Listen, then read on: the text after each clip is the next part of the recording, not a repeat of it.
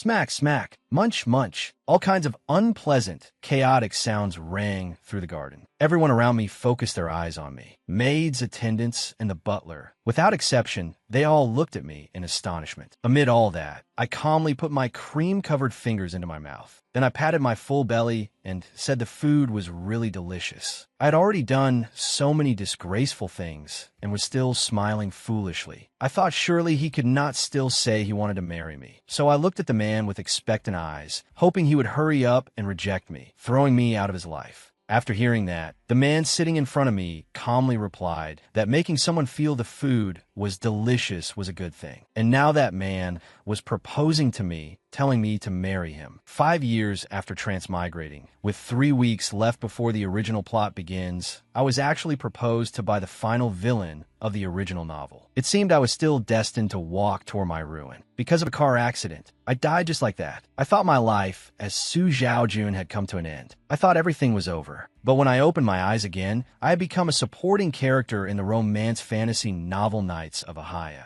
Evelyn Clodagh. To be honest, at first I did not realize this was the world of Knights of Ahaya. After all, I had read so many novels growing up. Was I supposed to remember every supporting character's name? Not long after recovering from the shock of transmigration, I heard the names of the male lead and the villain. Only then did I confirm that I had transmigrated into that novel. Still, there was one fortunate thing. Evelyn was an incredible beauty. So beautiful that if she did not ruin 2 or 3 countries, it would feel like a waste of that face. However, as the daughter of a viscount, Evelyn had been born weak and sickly. Until the age of 15, the number of times she had gotten out of bed could be counted on one hand. Her body was extremely frail. In the original text, she was only mentioned in a single line as so-and-so's wife smiled gently. She was a supporting character, but no matter how many death flags were planted, when I transmigrated, I was still full of hope. A supporting character destined to become the villain's fiancé and die. Wasn't that an obvious transmigration setup I had seen countless times?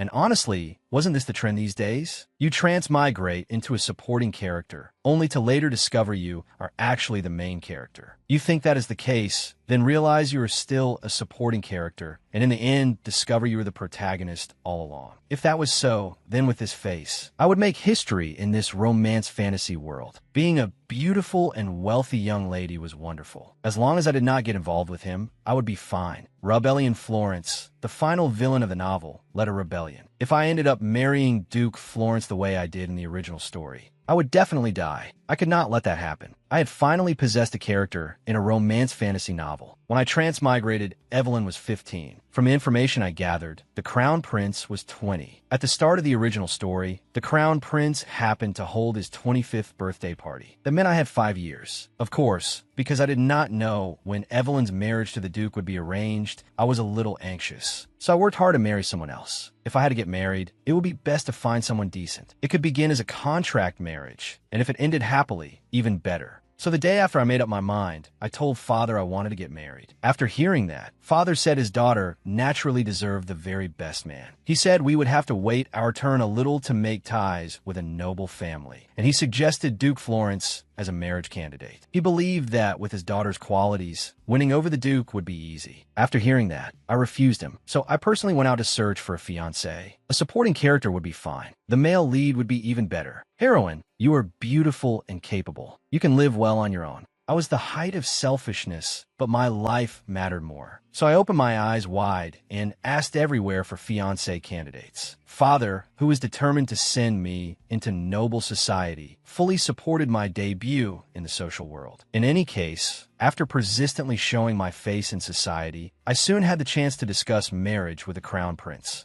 You are as beautiful as ever today. The Crown Prince kissed the back of my hand.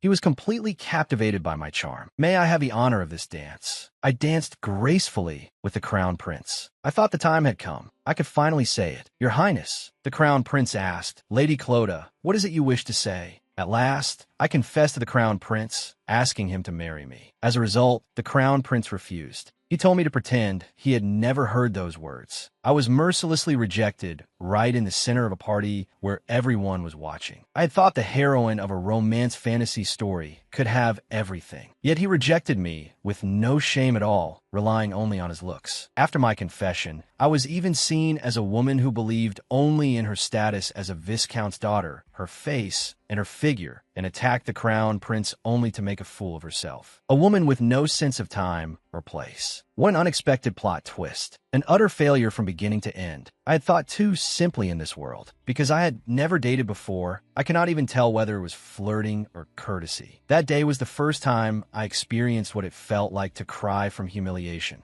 Even so, I cannot give up just like that. My second attempt was to run away. As a result, I was caught and brought back after 3 days away from home. Back at home, I stayed silent in response to Father's questions. In the end, because he could not hear the reason for my running away from my own mouth, Father concluded I had done it out of shame. My third attempt was taking cold baths and pretending to be sick. That successfully helped me avoid the arranged marriage with the Duke.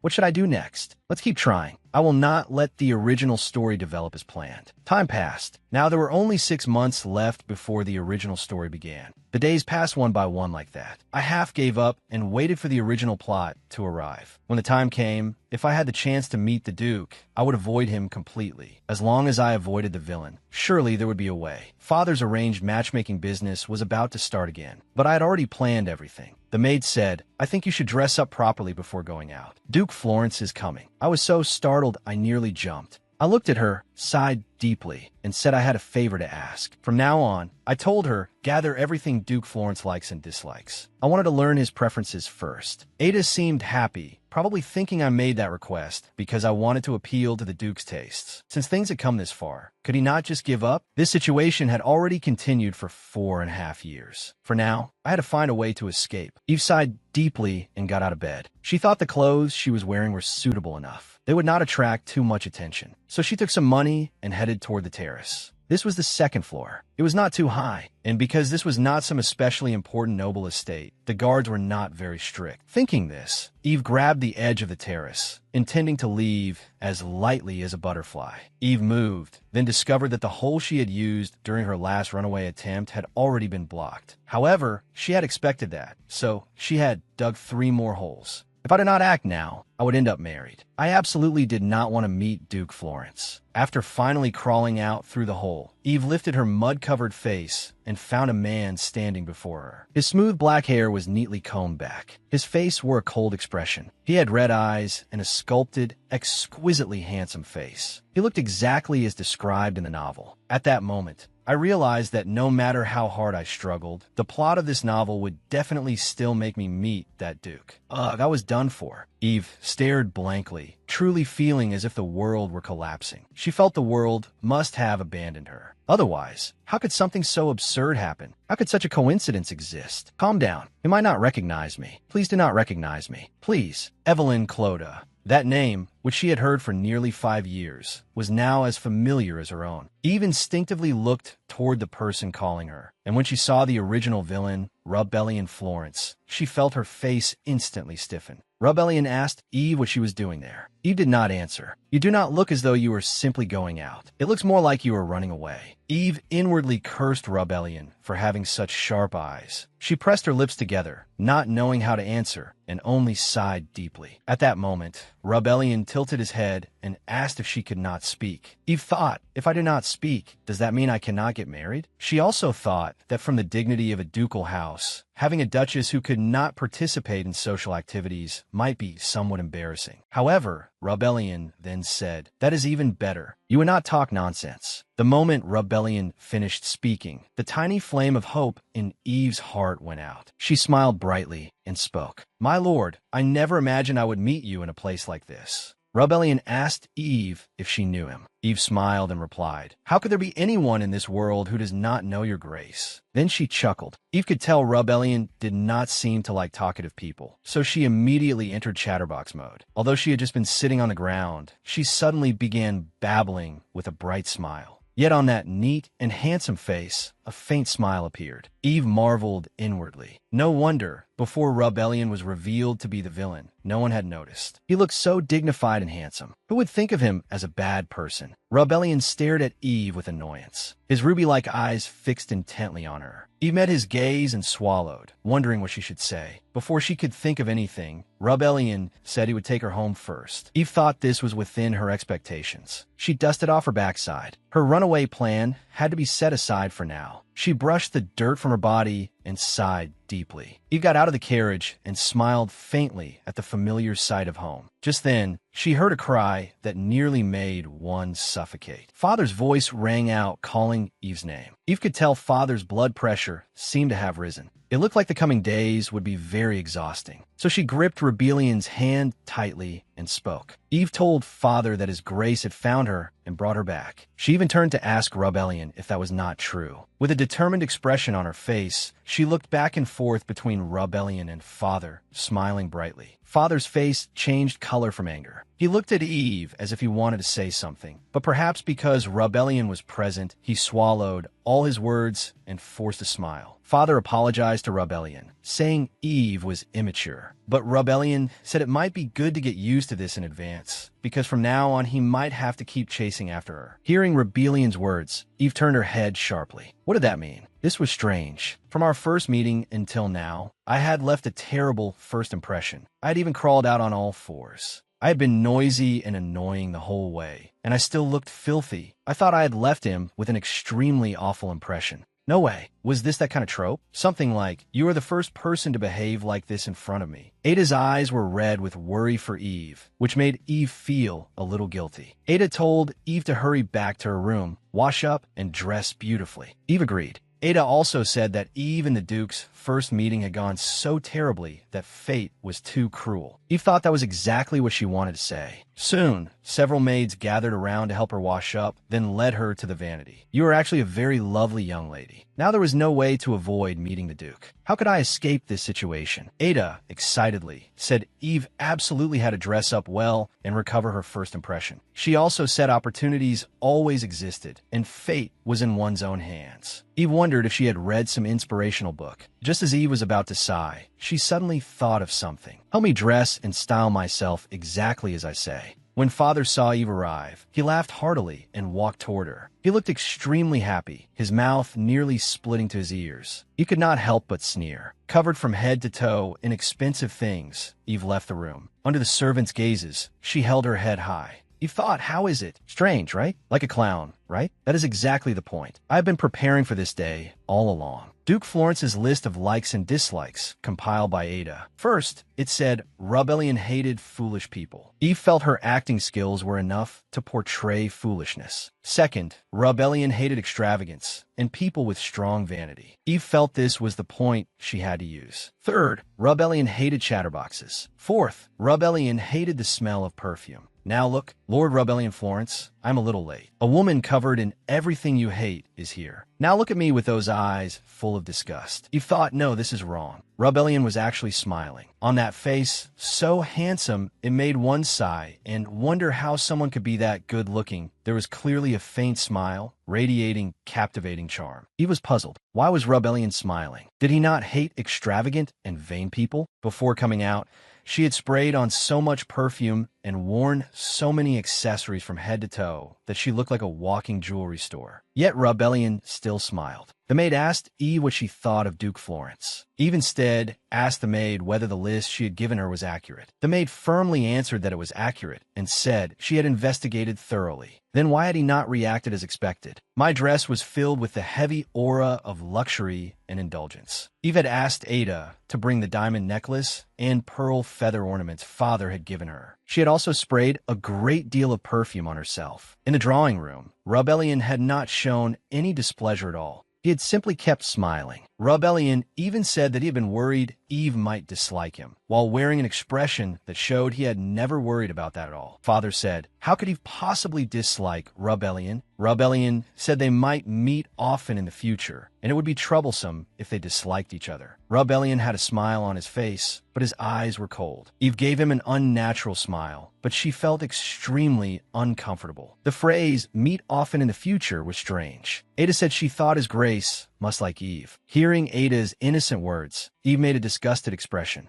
She felt that although today's meeting had not developed the way she expected, Rebellion did not seem to especially like her either. So there was still hope. Ada said that honestly. At first she had been worried Eve had dressed too extravagantly and might make people nervous. But after seeing Eve, she thought Eve's beauty combined with jewels could dissolve 1,000 years of hatred. Eve lamented that she had underestimated Evelyn's beauty too much. Although she knew she was beautiful, because she had been so focused on Rebellion's preferences, she had overlooked the most basic common sense. The person herself was beautiful, and dressing up more might actually make things better. Rebellion Florence's absolute hate list. Fifth, he hated dirty things. Eve bit her lip and smiled smugly. She felt she still had hope. A germaphobe hated filth most of all. She would become a filthy person who would make even ordinary people want to scream. We will meet often in the future. You will regret saying that. Ada said, today is the day, right? The day mentioned in the invitation to Duke Florence's estate. Eve said yes, then asked Ada to help her prepare. Today, no matter what, I will make him reject me. If anyone wanted to know how far a person could go when desperate, Eve wanted to say, just look up at me. Father stood before the imposing ducal mansion and asked Eve if she was nervous. Eve shook her head. Ever since Eve received the invitation from the ducal mansion, Father had been smiling from ear to ear. He never dreamed that his daughter's lifelong wish would become inspiring extreme disgust in someone else. Thinking of it that way, in her past life, she had only felt at ease when she received everyone's care and love. Yet now she yearned so much to be hated. Life was truly full of surprises. The butler announced that the young lady of Viscount Cloda's family had arrived. Eve followed Father into the ducal mansion. The inside was even more imposing than she had imagined. It was so magnificently luxurious that it startled her. Eve thought that as the daughter of a viscount, she had seen what she should and should not see. But now, looking carefully, she could still deeply feel the characteristics of class society. Eve looked at the candlesticks and wondered if she could take them. She felt those candlesticks matched her taste perfectly. As Eve walked slowly, the butler suddenly stopped and said to her and Father, from here on, it would be best for the young lady to enter alone. Then Father very naturally smiled and folded his arms. This surprised Eve.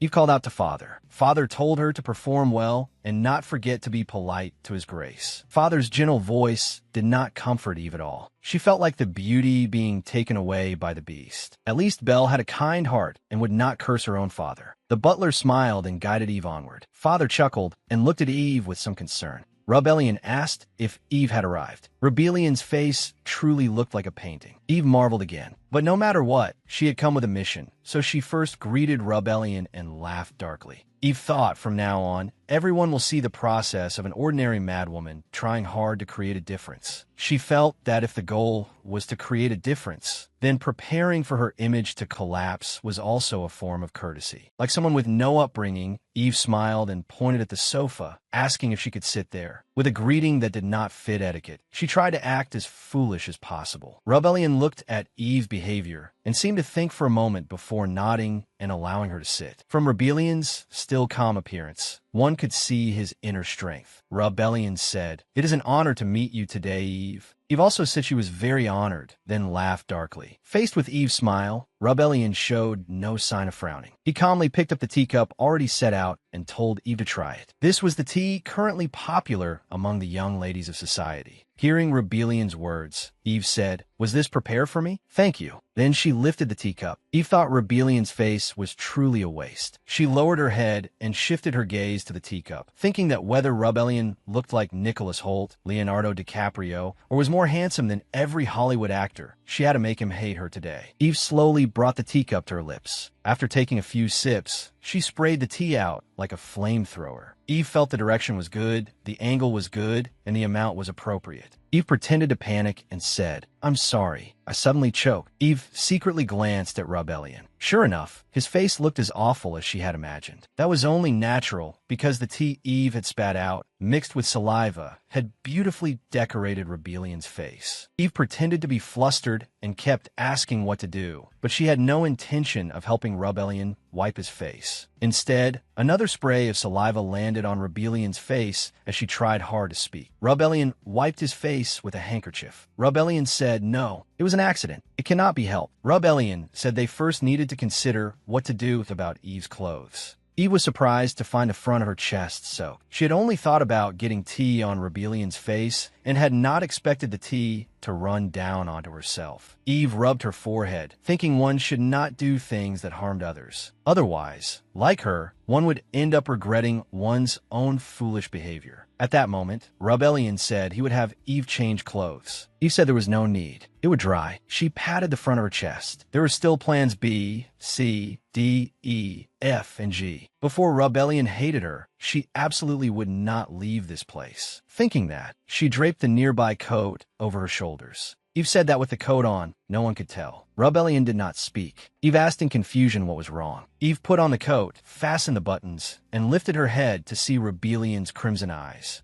Her heart trembled. You should change clothes before dinner. You will be staying here until tomorrow, so you cannot keep wearing that. Eve was puzzled. Rebellion asked if the Viscount had not told Eve. Eve was startled and asked Rebellion what he meant. Unease rose in her heart. She did not know what Rebellion was talking about. Rebellion's words surprised Eve, and she asked what was going on. Rebellion looked surprised and said he had thought Eve knew. Today, she was to spend the day at the ducal mansion. Eve rose from her seat in shock, thinking Father had never told her anything like that. She nearly wanted to grab Father immediately and question him properly. Eve opened her mouth, then suddenly realized she was overreacting. She sat down again and said apologetically that this might not be very convenient. She thought of an unmarried woman of marriageable age spending the night in the home of a single man. Rebellion asked why. Eve said that society had many watchful eyes, and His Grace was unmarried while she was merely a commoner. She felt it was not very appropriate. Rebellion said he saw no problem with it. Many guests came and went from the ducal mansion. Eve said that her reputation was not very good. In society, she was already known as the woman who clung to the crown prince and was rejected. If she stayed overnight at the ducal mansion today, who knew what rumors would spread tomorrow? He merely continued calmly, saying it was no big deal. Lunch would be eaten simply in the garden. Lunch and afternoon tea would be light, and dinner would be more substantial. This felt a little wrong. Why was the Duke being so accommodating and easygoing? Even out of goodwill, this was too much. She recalled their previous conversation. I would like to see the items we discussed before. Very well, I have prepared them.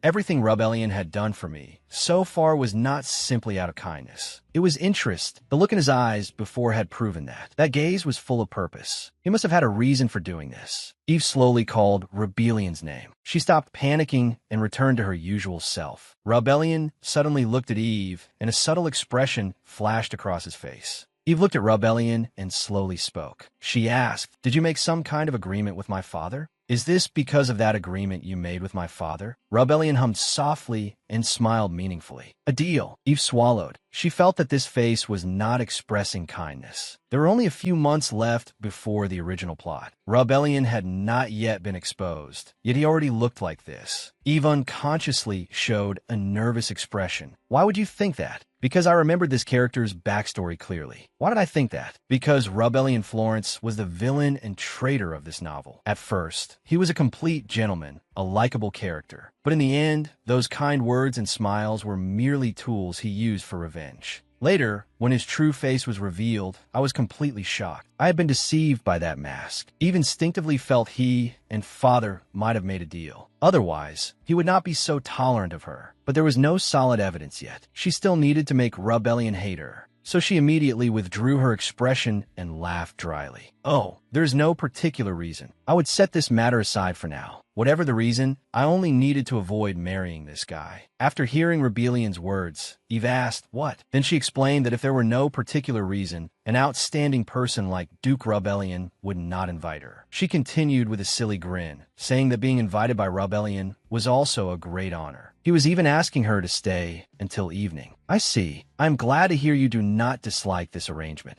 Rebellion looked at her for a while, as if examining her carefully, then rose and told her to change clothes before having a simple lunch in the garden. Eve was puzzled as to why Rebellion kept insisting she change clothes. Rebellion said she could not drink tea properly while wearing a coat. Eve looked at his expression and nodded. Her reason told her it was already too late and useless. Her emotions, however, were still shouting that if she worked hard, nothing was impossible. In the end, Eve was guided by the butler, who had entered at some unknown time to a guest room. After arriving at the guest room, she still had no grasp of the situation until Madame Jenna, who introduced herself as the female housekeeper of the ducal household, rushed into the room with several maids. When the maids brought in a pile of dresses on racks, she finally understood that Rebellion's urgency in making her change clothes was because he wanted to bribe her with dresses. She was dumbfounded and felt the situation was absurd. While she was still dizzy with confusion, Madame Jenna expressionlessly asked which outfit she wished to wear. Eve was even more worried that if she wore one out, she would be treated as the future Duchess, so she swallowed and said she could simply dry her own clothes and wear them. Madame Jenna said this was the Duke's order. Eve said she would speak to the Duke about it. Madame Jenna questioned whether she intended to defy his order. Because this was a world with strict hierarchy, Eve could only pitifully choose a dress. She originally wanted to choose the flashy dress Rebellion would hate most, but remembering the lesson from last time, she chose a plain one. After choosing the dress, Eve made an O sound. The beige dress she chose had an ordinary design. It was not the kind nobles commonly wore, nor was it her preferred style. She liked extravagant clothes. But Madame Jenna was surprised that she had chosen that dress and sighed softly. Eve blinked uneasily. Madame Jenna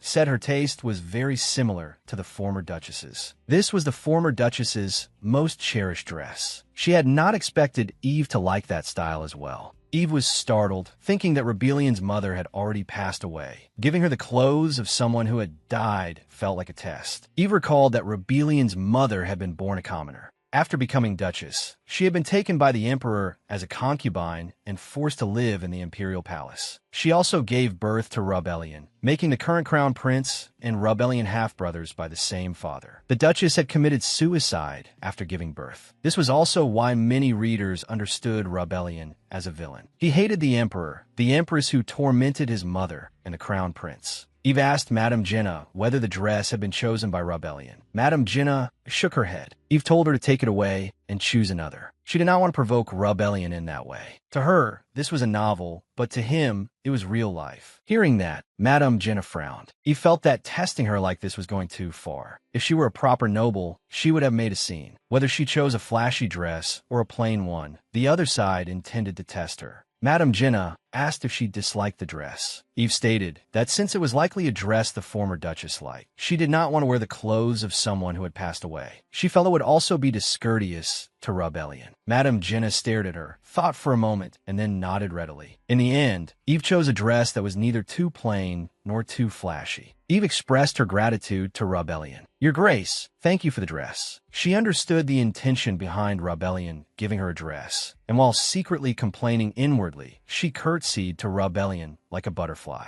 And indeed, she performed the greeting like a butterfly. Rebellion nodded slightly. Afterward, the servants began setting out desserts and teacups. Seeing the sparkling tableware and pastries, Eve showed a look of admiration. She genuinely thought they were beautiful and said, "Ah, how pretty." Since coming to this world, seeing in person the beautiful tableware she had once only seen online made her happy. She had no resistance to beautiful things. Rebellion asked if she liked such things. Eve thought this would not interest him, so she obediently nodded and said she did. A smile appeared on Rebellion's face. He said the ducal mansion had many beautiful things. He said she would be satisfied. Hearing that, Eve mentioned that when she entered earlier, she had found a pretty candlestick. He also said that a husband's property would soon become his wife's property. Eve was startled and was thinking of how to refuse when Rebellion changed the subject, asking if she had entered the imperial palace before. Surely she had seen many beautiful things there. He then asked whether there were many beautiful things in the palace. Eve responded to each question. Faced with the sudden shift in topic, she did not know how to deal with it. She felt Rebellion was leading the conversation and that she would be dragged along here and there. While thinking about how to carry out plans B through G, she sighed. At that moment, Rebellion spoke again, saying he had heard she had proposed to the crown prince.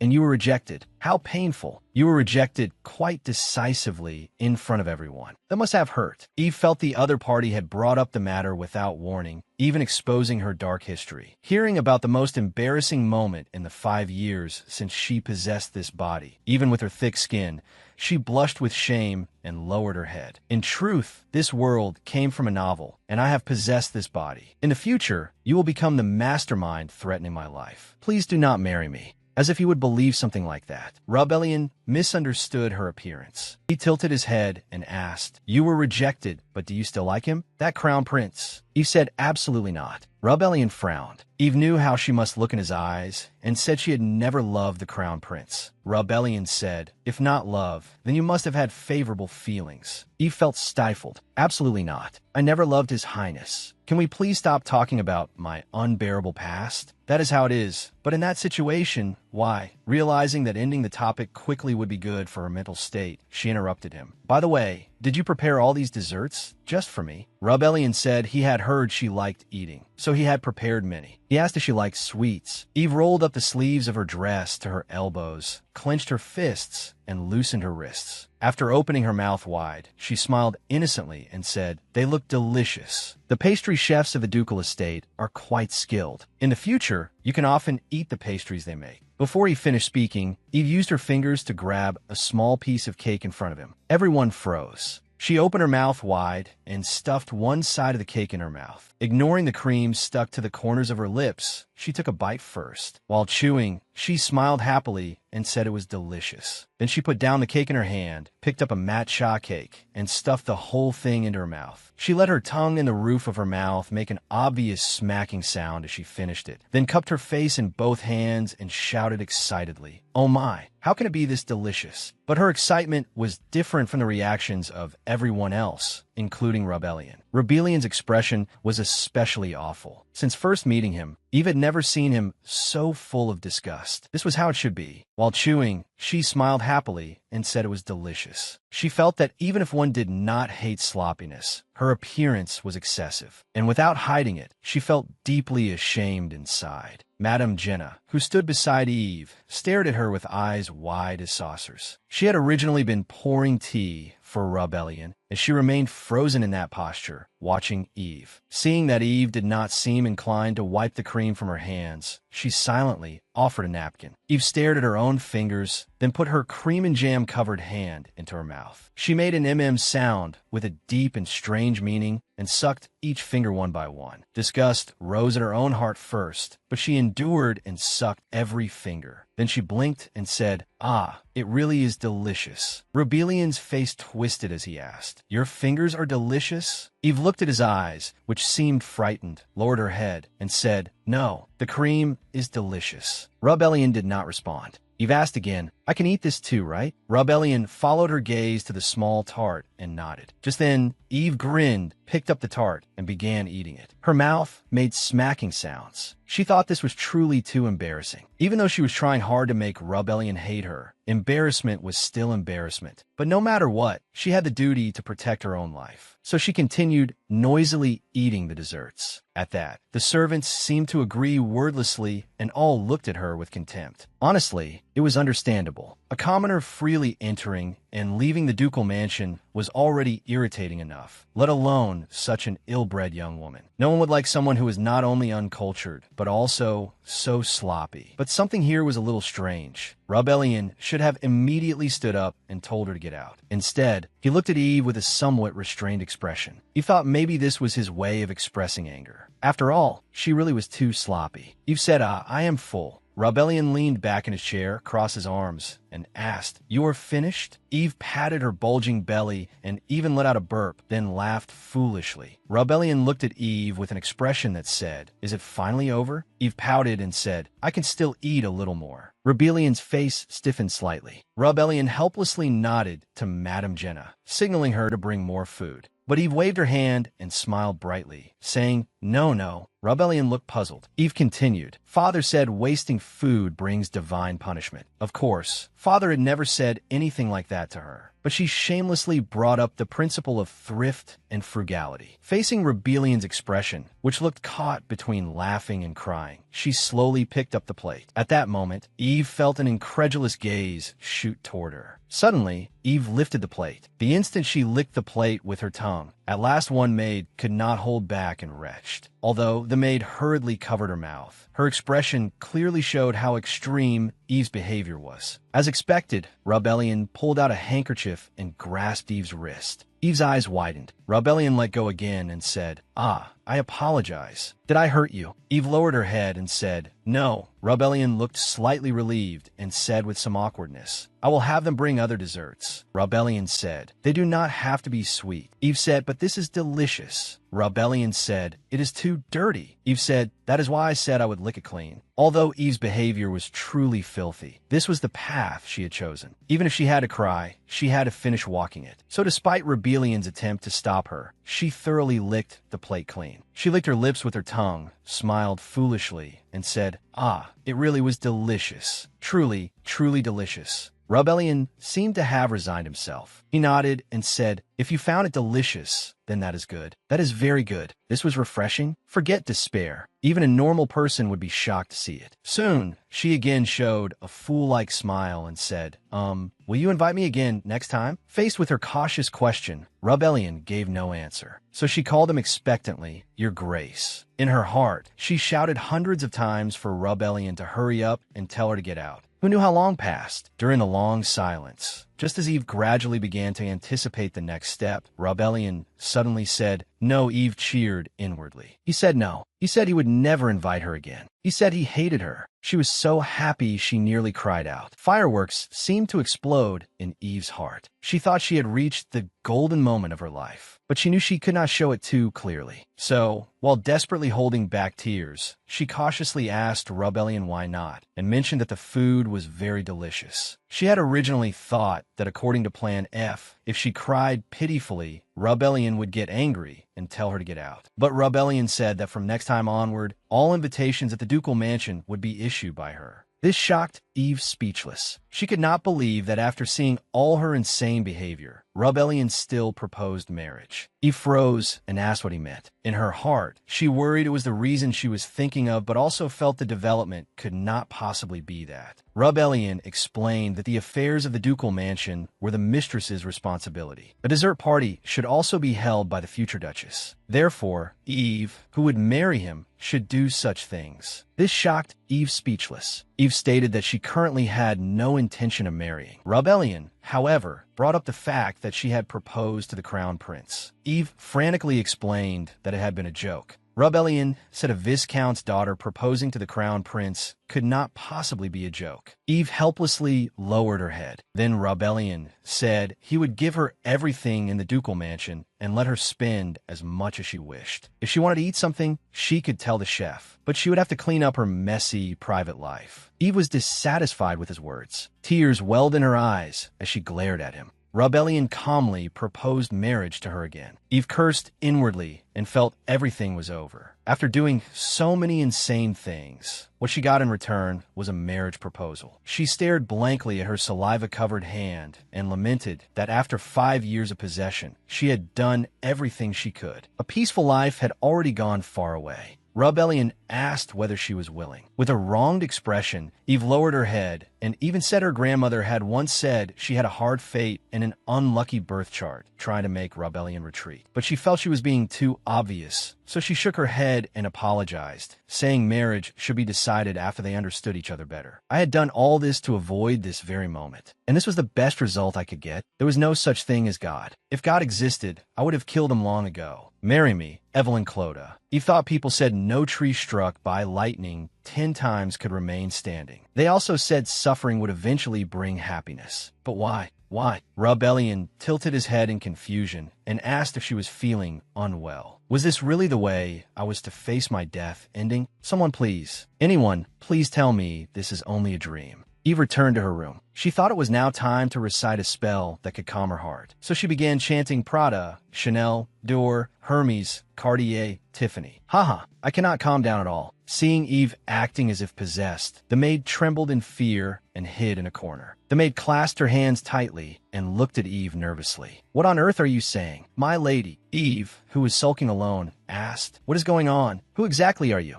I am Florence Cahorsini. From today onward, I will serve you, my lady. Please call me Lilith. I am the youngest daughter of Count Bolton. Eve looked at Lilith with an incredulous gaze. Of course, now that Eve had already accepted the proposal, she did not think the person assigned to her would be some nameless maid. But suddenly learning that she was the daughter of an earl was still too absurd. Eve looked at Lilith in disbelief and asked, why have you come to serve me? Lilith answered, His Grace sent me. His Grace said that in the future, you will become the mistress of the ducal mansion, so I must serve you well. Wow, I had heard the rumors before, but seeing you up close, you really, truly are beautiful. Thank you. But honestly, regarding the actions you took this afternoon, please be careful. Do not do that again. He was watching at the time. Usually, people use forks to eat, not their hands. Of course, the way you enjoyed the food with your hands looked beautiful. Lilith spoke cautiously, as if teaching the knowledge of civilized society to a primitive person who had just been discovered in the forest. Eve could not tell Lilith why she had done such things, so she could only nod weakly. I'm not blaming you. It is just, well, it truly does not fit proper etiquette. So how about using a napkin next time? Eve thought that at this point,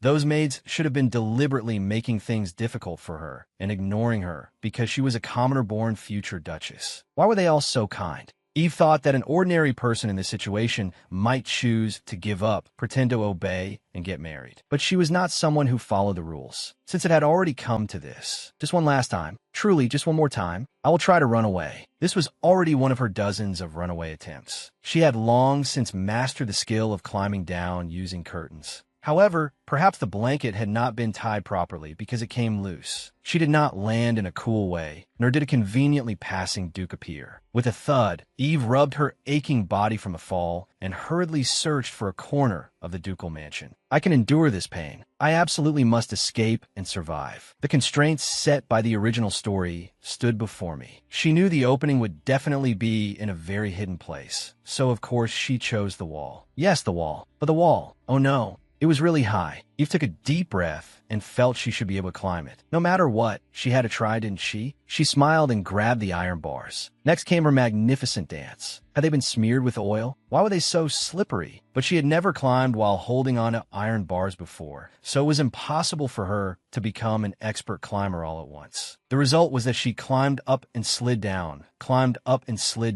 repeating it over and over. Eve looked at her hands, rubbed red and raw, and was just about to cry when she suddenly heard a voice behind her. What are you doing? Are you dancing in the middle of the night? No way. Eve slowly turned her head. She turned very, very slowly. So slowly she wondered if there would be a creaking sound. As expected, Rebellion was standing there. He looked, well, not like someone out for a walk. Rebellion said, How did your hands get scraped up like that? There's a perfectly good front gate. What are you doing? Eve questioned him. You did this on purpose, didn't you? In truth, you knew what I was doing. You were only toying with me. Rebellion asked in confusion. What are you talking about? I do not understand, my lady. Eve could no longer hold back the tears that burst from her eyes. She began sobbing. In the end, she sat down on the ground with a thud. Rebellion asked Evelyn in some panic, Why are you crying? Does something hurt? Eve thought, My heart hurts, you jerk. Rebellion asked again, Is there something you're dissatisfied with? Eve wiped her tears between sobs. She felt wronged and shocked. She had never imagined that changing the original story on her own would have such serious consequences. On top of that, she was sick and tired of this world and its rules, which seemed to know her and drive her toward death. In the end, all she could do was keep sobbing and crying. Eve thought, It's not like I wanted the world to be destroyed. I just didn't want to follow the original plot alone. Why did it turn out like this? Other people can change the original story just by staying alive. To all the senior transmigrators I laughed at before, I'm sorry. I thought you were hilarious back then. Now, she finally understood. The world would not move according to her wishes. When she used to read novels, she had thought it was frustrating and even got angry about it. I am sorry. Sisters, please give me some wisdom. Rebellion said, Then let's go inside for now. I don't even want to see his face, even if he is handsome. There's nothing to say. Can't I just say nothing? Can't you leave me alone? Rebellion said, I don't know what you mean. I need you. Eve said again, can't you marry my father instead? I'll try my best. It may be a serious problem, but look, I graduated from law school and passed the bar exam on my first try. I'm well versed in jurisprudence. If we work hard to amend the law, there should be a way, right? Rebellion looked at Eve, who was spouting nonsense, with a hint of pity in his eyes. In the end, Rebellion let out a deep sigh and pulled Eve, who was sitting on the ground, to her feet. Eve shouted, I'm not getting up. Unless you cancel the engagement, I won't get up. Rebellion said, you don't have to get up. But right now, there's a bug crawling up your skirt. He was about to shout, so what? You're scarier. But the moment she heard the word bug, she froze. Soon, she lowered her head and looked near her knee. A tiny bug was climbing up her leg as if scaling Mount Everest. The bug soon met her eyes and even moved a little as if greeting her. Eve instantly felt a chill run through her. She sprang up from the ground and began slapping at her skirt. Ever since she was young, Eve had feared many-legged insects the most. At the same time, she also hated legless reptiles. Eve ran from where she stood and rushed toward Rebellion, shouting, didn't I ask you if there were bugs anywhere else? There aren't bugs anywhere else, right? Rebellion replied. I can't say there are absolutely none. F shooted?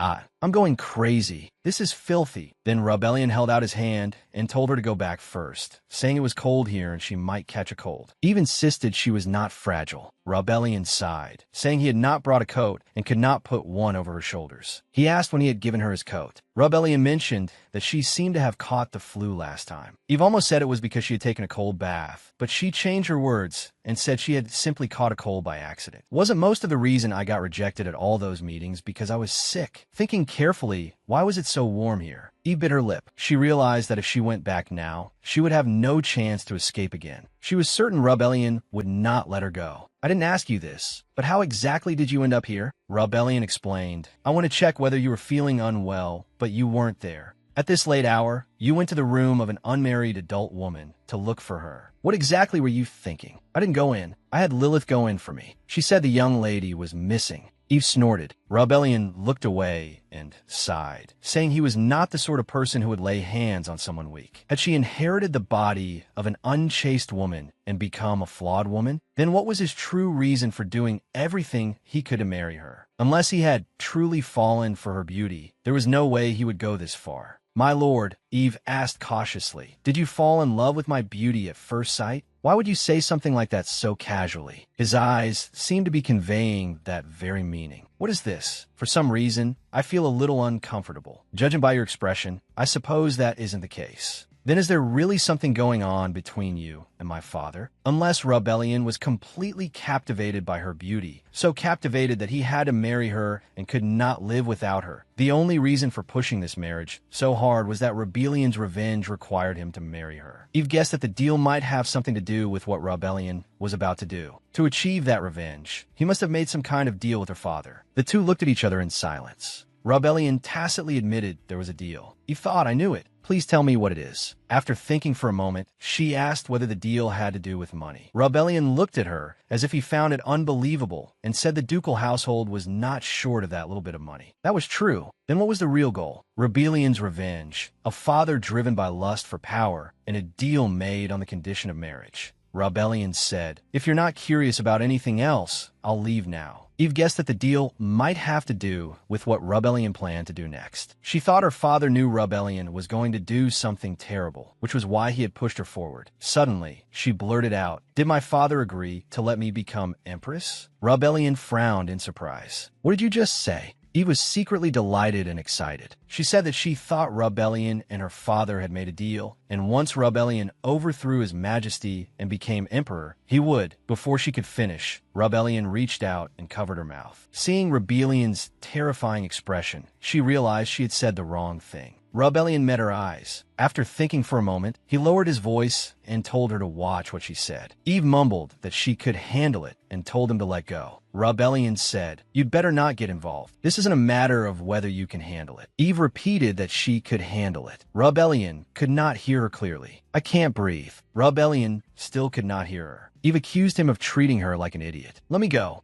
You bastard. She thought he had deliberately understood only the part where she cursed him. In the end, Eve's blood pressure soared, her strength drained away, and she panted heavily. After a while, Eve calmed down. Rebellion told her not to say dangerous things again. Eve mumbled that she understood and would not say it again. Rebellion took his hand away. Eve asked about the terms of the deal, whether she could refuse, and why her father had used it as the price for her marriage. Rebellion said there was no room for refusal. Eve asked whether it was an object. Rebellion said she did not need to know. Eve begged him to reveal just a little. Rebellion said, if it is an object, then it is an object. If it is not, then it is not. What on earth does that mean? Eve sighed and tried to step forward. Rebellion held out his hand, indicating he would take her back. Eve said she did not need an escort. Eve sighed and felt that she could not resolve this. She had no choice but to marry Rebellion. Thinking of the original story, she felt it was difficult to deviate from the plot. Rebellion pointed out, you sprained your ankle, didn't you?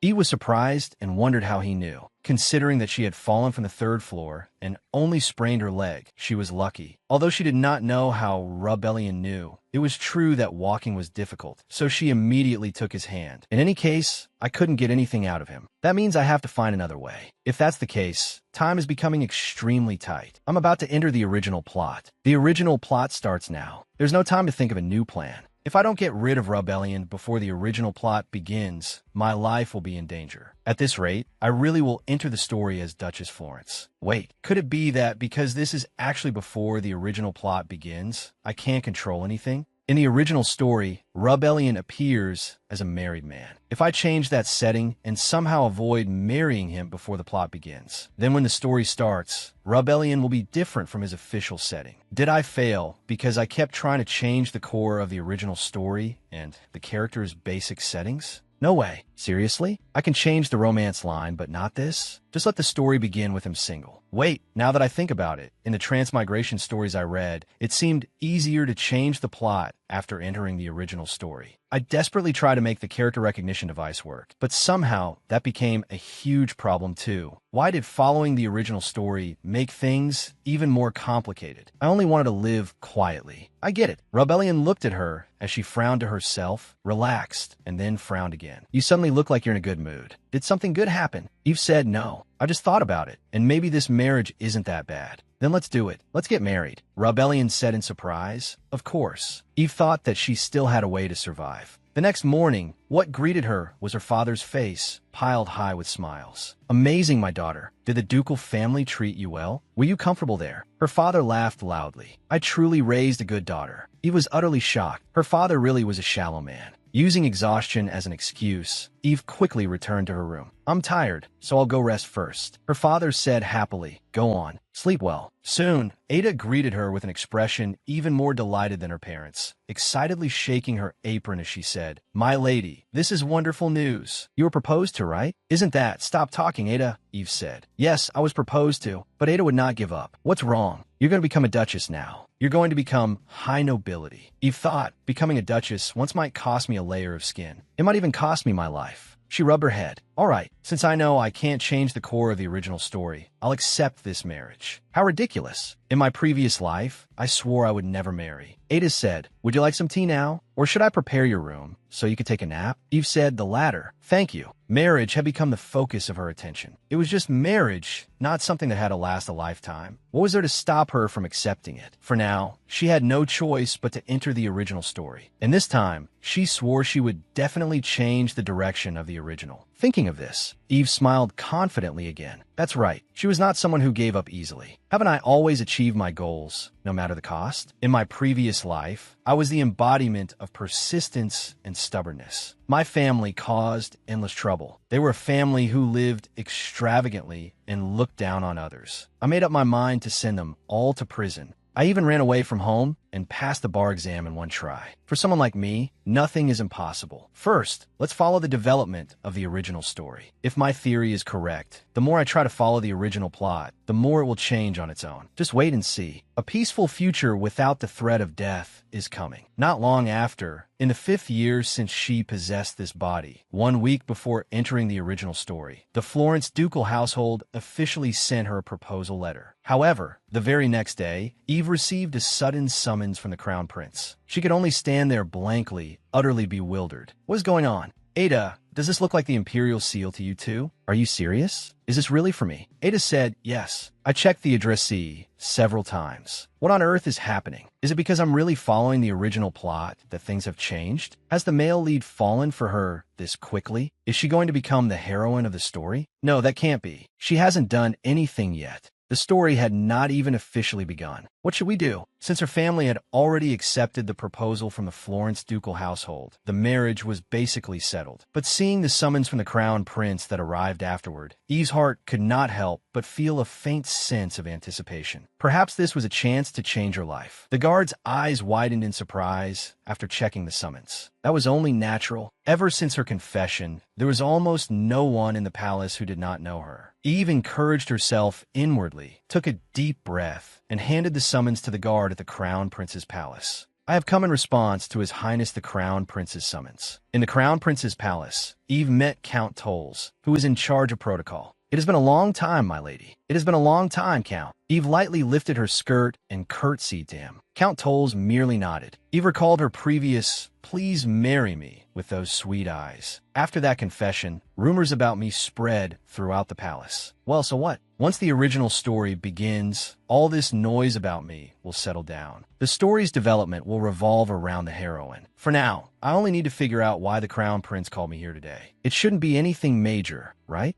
An awkward reunion. The person who confessed and was rejected, and the person who rejected her. It must be awkward for both of us. Count Tolles nodded and said, "Everyone is waiting for you in the garden." Eve looked shocked. What? Eve thought, normally, he should say, "His Highness the Crown Prince is waiting for you in the garden." Why did he say everyone is waiting? An ominous feeling rose in Eve's heart, and she frowned. Count Tolles looked at her with a puzzled expression and asked, "Did you not know? Today is the day His Highness the Crown Prince holds his regular tea party." Hearing those words, Eve took a deep breath. He merely called her here to have tea together? Why was this happening? How could she be in the mood to sit with that man and discuss refreshments? Calling a woman who had confessed to him and been rejected to drink tea together. Was this a tradition of this country? Could the Crown Prince be an emotionless pervert? No, that's impossible. In a romantic fantasy novel, the author would never write such a male lead. Yes, I have to believe. Not in the Crown Prince, but in the author. Eve rubbed her face hard as if wringing out a towel, forced out a smile, and followed the attendant leading her. However, when she arrived at the garden, the last shred of her reason vanished in an instant. Lady Evelyn, Lady Clodagh has arrived. As soon as Count Tolles finished speaking, the eyes of the nobles seated around the long table all turned toward her at once. In that instant, she felt the disgust spreading among them. At that moment, Eve even began wondering whether it would be better to flee the place outright or simply assassinate the Crown Prince and end things in a more dramatic fashion.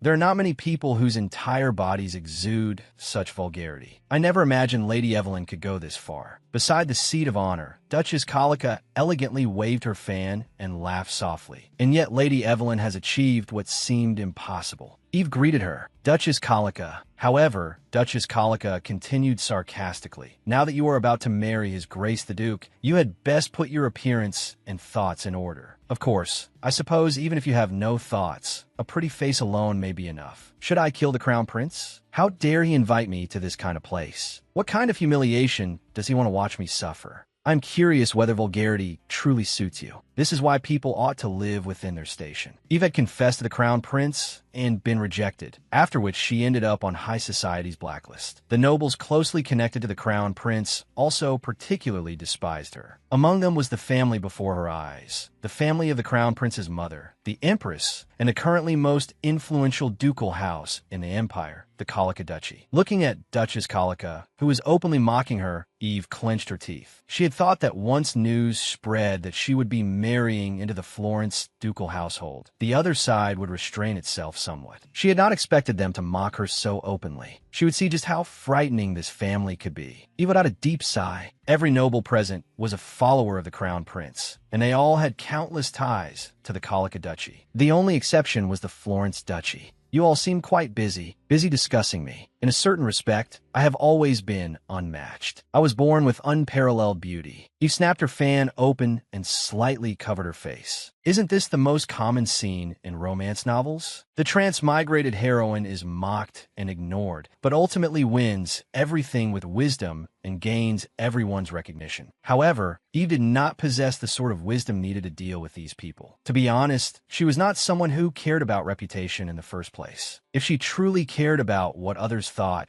she would not have done those things in front of Rebellion. So she narrowed her eyes slightly and said, "If I have one flaw, it is probably that I am too beautiful. Of course, precisely because of that, I attract endless malice. But what can I do? I am simply this beautiful." The Duchess clearly had not expected her to retort like this, and a rather displeased expression appeared on her face. She said, "How vulgar. If finding fault is your talent, madam, then talking back is mine." The Duchess said, "How can this be called finding fault? Lady Evelyn, you are far too sensitive." Eve continued to mock her in return. "If that counts as roundabout sarcasm, then the education you received at home is truly worrying. If my tutor heard what you just said, with 10 points as a full score, she would probably give your sarcasm a 2. Watching verbal sparring in society was amusing when others were the ones fighting, but experiencing it personally was not pleasant at all." Just as Eve quietly raised her head, a voice came from not far away. "Am I still so vulgar?" Vulgar to the extreme. As expected, someone of commoner birth simply does not belong here. Eve turned her head and saw a young man sitting there with a face full of disdain. It was Garen Fessick. He was the eldest son of the Fessick Count family, a notorious libertine in society, and a man who had once confessed to Eve, been rejected, and then spread rumors about her everywhere. Eve looked at Garen Fessick, the corners of her lips lifting slightly into a mocking smile. "I was wondering who you were. Even if I am vulgar, could I possibly be more vulgar than you? Rejection is rejection. Why keep holding on to it and chattering here?" Garen Fessick retorted. "When did I ever feel anything for someone like you? Wasn't it you last time? You said you thought of me all night. And then what? You were rejected by me and even slapped. I wonder how your little second plan is going now."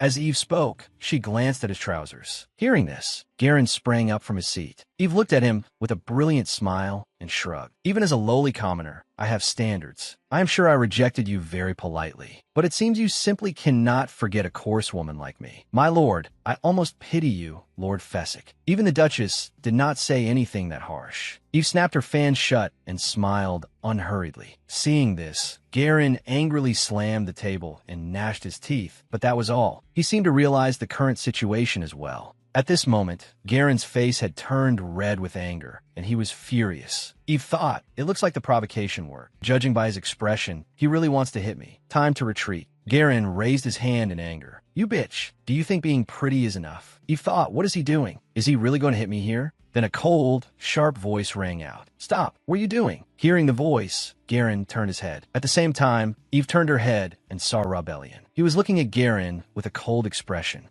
Garen looked at the approaching Rebellion in terror. "Deduk, your grace." Garen fearfully covered his head, thinking Rebellion was coming over to punish him. Rebellion ignored him. He walked over and caressed Eve's cheek, asking with concern, "Are you all right? Evelyn, are you hurt?" Rebellion's cold gaze swept over Garen. "Fessick," Garen stammered, "Why, your grace?" The Crown Prince walked over and said, "I thought I would be able to see everyone here. It seems some disturbance has occurred." His Highness the Crown Prince said, "I deliberately arrived late to give Lady Evelyn time to adapt to high society." Eve cursed inwardly. "I knew it, that bastard." Eve thought, "So you deliberately shoved me into the tiger's den." Then she said, "Thank you very much for your consideration, your Highness." The Crown Prince said, "If you do not mind, I would like to hear the whole story." Only now he steps in to smooth things over. Does he think I'll just let this go? This is useful to me, though. The Crown Prince continued speaking. "I heard you became engaged. I thought it would be a good idea to invite you today. Since you will be entering social circles more frequently from now on, I thought it would be quite good if Duchess Colica could give you some guidance at today's tea party." "Duchess Colica, how did you instruct Lady Evelyn?" Eve muttered inwardly, "What is this?" He gave some random order and now asked how the instruction went. Duchess Colica had clearly looked as if she wanted to swallow Eve alive just now. The Crown Prince continued, "However, it seems an unsightly disturbance occurred." Eve snorted coldly. In truth, she already knew how Duchess Colica would answer. She glanced at Duchess Colica and saw the Duchess smile elegantly as she said, "Of course, your Highness. Lady Evelyn is very dignified and intelligent. There's truly nothing I could teach her." The Duchess had just called her vulgar and the like, but now she smiled gracefully with the corners of her lips raised. However, since Lady Evelyn has had limited opportunities to interact with society before now, mistakes are inevitable. Still, Lady Evelyn will surely learn well and correct herself. Isn't that right, Lady Evelyn? Eve thought. Is her brain broken? Wow, this is the classic roundabout insult of noble ladies. Experiencing it personally is really... Duchess Colica continued. As a result, it seems Lady Evelyn said something offensive to Lord Fessick without our knowledge, which led to this disturbance. So now, to protect themselves, they were abandoning him. Duchess Colica looked at Eve and smiled calmly. She probably thought Eve would not dare speak carelessly in front of Rebellion, and looked quite pleased with herself. Even the people around her were echoing her actions. In truth, this was normal. A dignified noblewoman could not complain to her husband about the bullying she suffered in social settings. That would go against the virtues of a noble lady. However, Eve was not that kind of person. Aside from changing the original plot, she handled everything else very well. And she did not have the habit of silently enduring hardship alone. If there was going to be a scene, everyone could make one together. With that thought, the listless expression from earlier vanished in an instant. She replaced it with an incomparably innocent look. My lord, to be honest, I'm not sure I can. Starting with this, madam. Everyone over there seems to hate me. Everyone, all of them, hate me especially much. They even want to throw stones at me. The crowd was very confused and surprised. We want to throw stones at her? Rebellion looked over sharply. Especially that man over there, Garen or Garen. He said such awful things to me. My goodness, I don't even want to say them aloud. Garen said, when did I? He also said that I seduced you with my body, spouting utter nonsense. He said I was vulgar, and that if someone as vulgar as me could bewitch you, then that meant you were vulgar too. It doesn't matter if I'm insulted, but hearing my lord evaluated like that truly hurts my heart. Garen looked terrified. No, your grace, I absolutely never said such a thing. And most importantly, he said he would kill me. I was so scared, my lord. Eve exaggeratedly pretended to be frightened as she said these words. In truth, she felt neither heartbroken nor afraid. She had originally thought only other people spread rumors, but it turned out she was also an expert in that field. She was a master angler, a skilled fabricator of lies, and the queen of rumors. As long as one lie was mixed among three truths, that lie would begin to sound true as well. At first, I was frightened by the atmosphere here, but when I think about it carefully, they're no different from the people I dealt with in my previous life. The corners of Eve's lips lifted, and she gave an innocent smile. What? Am I wrong? Garen said in a panic. I never said that. When did I ever say I'd kill you? So the things before that were true. Eve smiled brightly at Garen, who had sprung up from his seat in a rage. At that moment, Rebellion's low voice rang through the garden. Rebellion looked at Garen with eyes colder than anyone else's, as if he wanted to bury Garen on the spot. Garen trembled and said, "Tea that is." But soon, Eve smiled mischievously and said, "Oh my, I absolutely did not mean to tattle to his grace the Duke." Duchess Colica thought, this cunning little. That detestable Eve's words made Garen's face flush crimson, as if his blood pressure were about to burst. That was only natural. Anyone with eyes could tell she had deliberately said that. To think something like that happened. I had no idea. Even the crown prince looked at Garen with a stern face. Wait, your grace. I opuludisa? Rebellion continued staring at Garen with icy eyes. An apology? This is not something that can be resolved with an apology. You attempted to tarnish the honor of an innocent lady and drag my honor into it as well. Eve smiled brightly and gently took Rebellion's arm. My lord, please don't be too harsh. Perhaps he was only angry because I rejected his confession before. The atmosphere in the hall suddenly turned much colder. Is that so? Rebellion's cold words made Garen shudder. I have heard many rumors about Lord Garen's crude conduct, but seeing it with my own eyes is truly shocking. In this situation, no one would help Garen. After all, even the crown prince was clearly angry. Oh, I'm so sorry. Because of me, that tea party became a disaster and ended earlier than expected. Eve lightly waved her fan beside them. She knew that she must look extremely hateful right now. In the end, Garen was punished. He was forbidden from approaching Eve. Rebellion gave the order that whenever he saw Eve, he had to avoid her. Although Garen looked dissatisfied, he had no choice. What he had said had indeed gone too far. Even the Kalika ducal household could not defend him. When Rebellion led Eve away, he said one last thing, Garen Fessick, this matter will not end here. Let's go. Not long afterward, rumors that an unpleasant mixed-blood woman would become the mistress of the Florence Duchy spread throughout the capital. A few days later, Eve was applying a cucumber mask when she heard that Garen had gone abroad. Abroad? Where? The little island at the far northern end that was discovered last time. I heard he seems very unsuited to the Florence ducal family's tastes. Eve blinked, and the corners of her lips lifted slightly. Really? A few days later, Garen left for foreign land alone. It seemed Rebellion's pride had indeed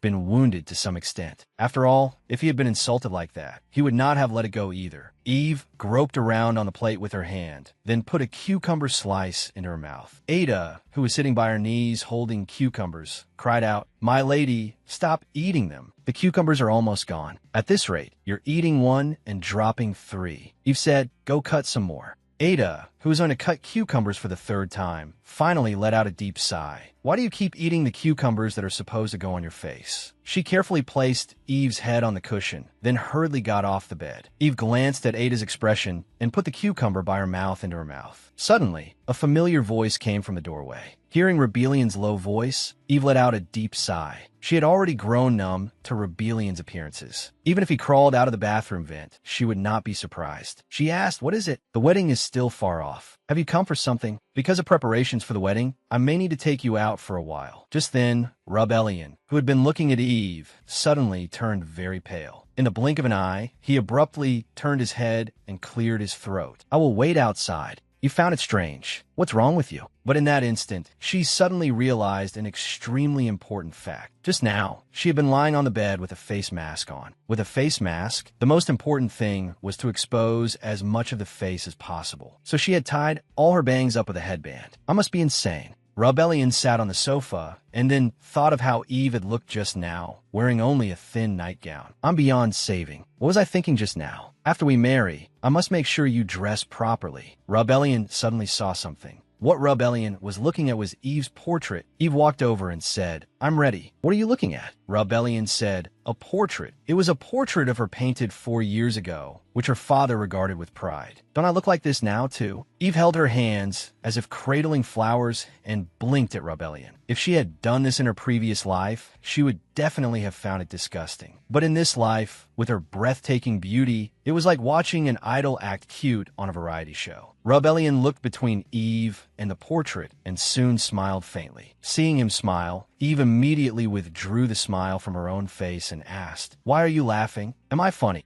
Rebellion said, "No, I just suddenly felt like laughing." Rebellion left the wall and walked toward the sofa. Eve followed behind him, frowning. Seeing Rebellion remain calm, even after witnessing her incomparably beautiful act of cuteness, made Eve a little angry. As if trying to start a fight, she lightly slapped his arm. Rebellion looked at his arm, then at Eve, and said, "A proper lady does not casually hit someone's arm." He was somewhat shocked. Good heavens, after seeing me like that, you still call me a proper lady? In this man's heart, isn't she treated like a rat crawling on the ground? Thinking this, she showed a helpless expression, but Rebellion looked serious. "I don't know, I suddenly feel a little guilty." Hearing this sudden apology, Eve also unconsciously became serious. What reason could the man who was going to marry her have to apologize so earnestly? "So, it really is that side of you? Is that why you waited until now, Mary? Am I going to spend my life alone?" Rebellion seemed not to understand her question for a moment, then suddenly shouted, "No, if it isn't, then it isn't. Why are you yelling?" Eve covered her ears and said to him, "Why are you yelling? If it isn't, then it isn't. My ears are about to go deaf." Rebellion, unusually, stammered a little as he looked at Eve's face. "You were the one who suddenly said something so absurd." Eve blinked as she looked at his face, which had turned bright red. "What are you so surprised about? Have you never heard such things before marriage? Don't noble families all receive that kind of education? What? You don't want to hear it. You don't like it." Rebellion avoided her gaze. "Stop talking, please. What is this?" He's a mastermind behind the scenes, yet he gets flustered over something like this. That's kind of cute. What a shame. If he weren't a villain, I could have trained him properly. Rebellion asked, "Why are you licking your lips? Why does this man look like a herbivore about to be eaten?" She blinked. "Why are you avoiding me?" But Rebellion with that extremely solemn sense of revulsion, asked her again, "What are you thinking?" "I really wasn't thinking anything." Eve looked at Rebellion and twisted her body in grievance. She truly had not been thinking anything. Why was she being treated like someone who had done something wrong? She was not that kind of person. "I wasn't thinking anything. If you hate me this much, what could I possibly think?" Eve pouted and muttered softly. To be honest, she did not want to get entangled with this emotionless man either. She merely thought this matter should be made clear, that was all. Seeing Eve's expression, Rebellion seemed to think for a moment. Soon, he said cautiously, "I have never hated you."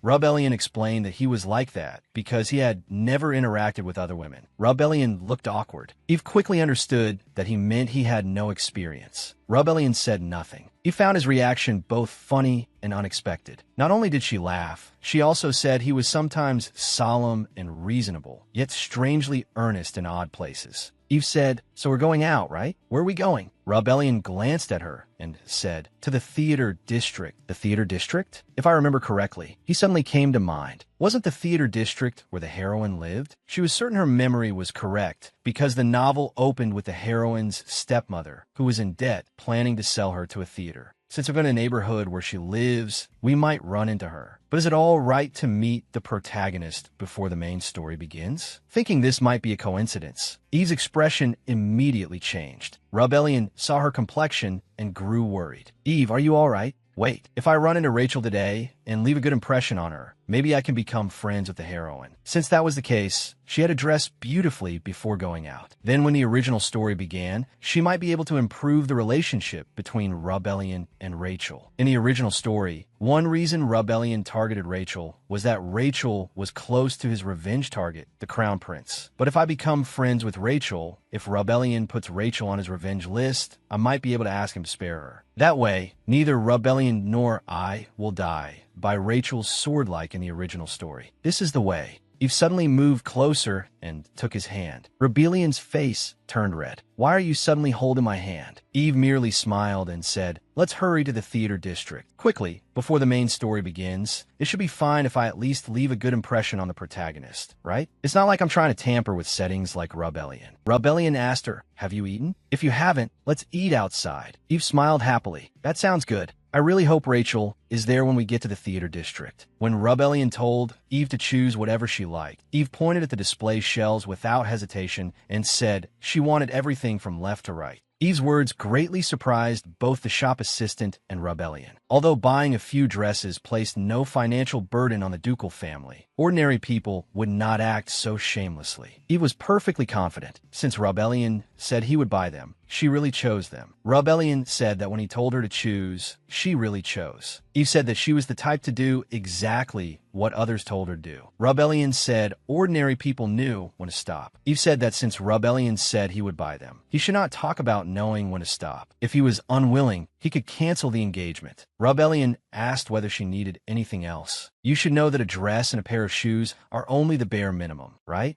Rebellion told them to bring shoes. In the end, Rebellion bought dresses and matching shoes. Eve smiled elegantly. Eve drank juice and looked outside at the theater district. Could Rachel be among those people? In my memory, Rachel has silver hair, pale skin, and violet eyes. If I'm lucky, maybe I can catch sight of her and even say hello. Just then, a shop assistant walked over. "Madam, while you are settling the bill, allow me to show you some of our best-selling shoes." Eve exclaimed, "Wow, they're so pretty." "Madam, your fiancé must cherish you very much." Eve asked whether it was that obvious. For some reason, she felt a little embarrassed. Eve thought the words sounded familiar and smiled as she asked whether the assistant really thought so. The assistant hurriedly answered yes. Eve nodded with a blush. The assistant looked at her with envy and smiled, saying that women became more beautiful when they were loved. Eve said she had always been beautiful and did not want her beauty credited to Rebellion. She emphasized that she was her parents' masterpiece. At that moment, Rebellion, having finished paying, walked to her side. Eve asked how much he had spent. Rebellion said, "Enough to buy a house on the outskirts of the capital." Eve joked, "Only enough to buy one house." Then she said it was a joke. Rebellion sighed and said she had no restraint. Eve said, "I don't want to put on airs. Besides, people like us should spend money freely. It helps stimulate the economy." Rebellion expressed doubt.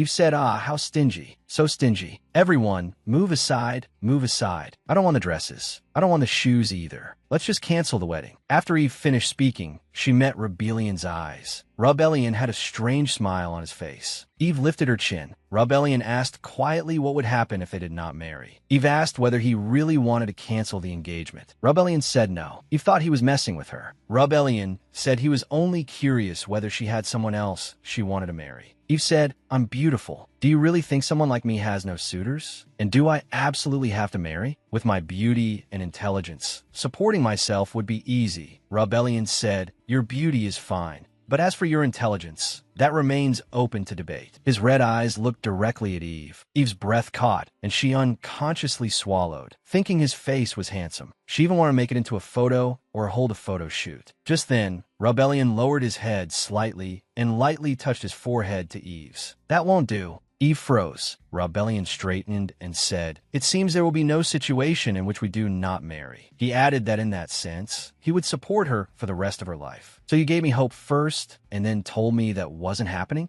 "Honestly." Eve laughed dryly, took his arm, and said not to get her hopes up for nothing. Rebellion told her not to have expectations. Eve said that perhaps once he saw another side of her, he would fall for her. Rebellion wondered whether there was still a side of her he had not seen. Eve laughed at his doubtful expression. Eve said that only the wedding remained, and that everything else should be discussed by Rebellion and both sets of parents. She was tired. Rebellion teased her, saying she had bought dresses, shoes, and jewelry, and only now claimed she was tired, yet had not been tired earlier. Rebellion smiled helplessly and sighed, saying he had not expected her to enjoy spending money so much. Eve widened her eyes and asked, "Is there anyone who doesn't like spending money? My leg hurts." Seeing her press her ankle, Rebellion bent down and took hold of it. "Excuse me," Eve joked. "A lady's ankle is not something you can casually look at." Then she said it was a joke. She also mentioned that they had even shown each other their bangs, so there was no need to mind. "Don't call it that." Rebellion lowered his head and held her ankle, lifted the dress slightly, took off her shoe, and set it aside. Looking at her red and fair skin, he frowned and asked how she had walked with her foot rubbed raw like this. Eve said she had good endurance. "I have always been able to endure." Rebellion said, "You don't look like someone who can endure hardship." Eve said firmly that because Rebellion had bought it for her, even if she had to cry, she had to wear it and walk around. She teased him, saying that if something like this had been bought for Rebellion, he would probably collapse from exhaustion in 5 minutes.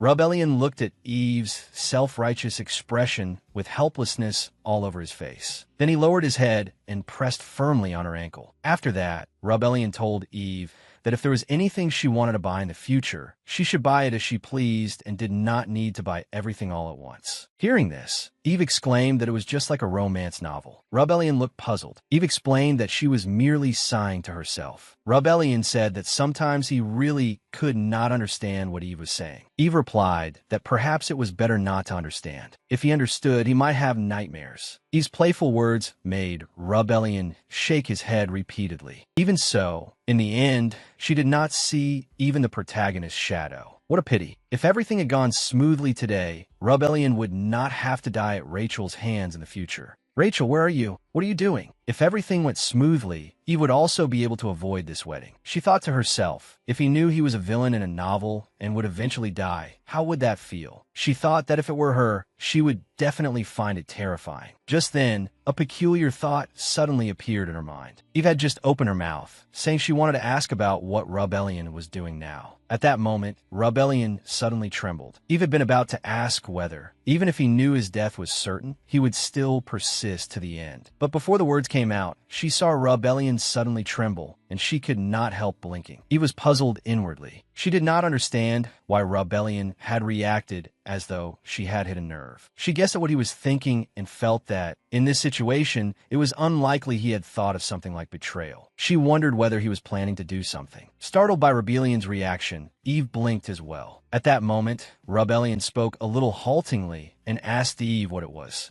Eve realized that Rebellion did indeed seem to be planning something, and that it happened to match her words. She narrowed her eyes and studied him freely. However, for some reason, Rebellion avoided her gaze, took hold of Eve's foot resting on his lap, picked up the shoe, and asked whether she could walk, suggesting they go home first. Eve pressed him, asking what he had been about to do and what he had been thinking. Rebellion denied it and stubbornly shook his head. Eve watched Rebellion deny it, pouting as she saw him carefully put her shoe on for her, and fell into thought. Eve secretly speculated, wondering whether Rebellion truly wanted to marry her because he liked her. I don't think that should be the reason. Forget it. Maybe I should think about these complicated matters after the original story truly begins. A few days later, 2 days before entering the original plot, which was the day before the wedding, Eve saw the things brought out by the many people who appeared together with Rebellion, and her mouth fell open in surprise. She was shocked inside. Usually, she was not easily surprised by things, but this situation was far too outrageous. Eve was both surprised and confused. She asked Rebellion, "Don't tell me you really bought every single pair of shoes in that shop. Didn't we just go around buying wedding gifts not long ago?" Rebellion explained, "Your feet seem to blister easily, so I had shoes made to fit you properly. Also, before the wedding, there is something I need to give you. Something I want you to have." Eve asked what it was. The middle-aged woman who had been speaking with Eve and Rebellion walked over and, smiling, handed Eve the box in her hands. "Please open it, madam." Eve accepted the box and asked what was inside. Even at a glance, the small box gave off an extremely luxurious air. Eve wondered what on earth it could be used for. For some reason, she received the box with both hands, almost reverently, and opened it carefully. However, what she saw after opening the box made Eve blink. Inside was a sapphire ring. Surprised and puzzled, Eve asked, "This isn't really a proposal ring for me, is it?" The middle-aged woman lowered her head. Then Rebellion explained in a low voice, "It is the symbol passed down through the ducal family to each duchess." Eve exclaimed softly in thought, "So that's what it is." She remembered how, in her previous life, her mother had always worn the pearl bracelet passed down from her grandmother, so she understood. Rebellion continued, "This item has been passed down for generations. It is also a symbol of the Florence family. It is made from a kind of sapphire produced only in Florence. Its craftsmanship cannot be imitated, so no artisan can make a copy." He said it must be very expensive. Rebellion warned her not to sell it, since it was an heirloom passed down through the family. Eve glanced at Rebellion. He looked rather uneasy, as if he were extremely serious. Eve seriously reflected for a moment on what kind of image she had in Rebellion's mind. Rebellion added, "This ring is also very useful." Eve asked how it was useful. Rebellion explained, "When buying things, the ring has ancient magic cast on it, so it can be used across the entire continent. As long as you show the ring, the cost will be charged to the Florence ducal family's account. There is no spending limit, but do not abuse the ducal family's name." For an instant, Eve felt a surge of excitement. She quickly examined the ring closely. The sapphire ring that had seemed ordinary just moments ago suddenly looked unbearably adorable in her eyes.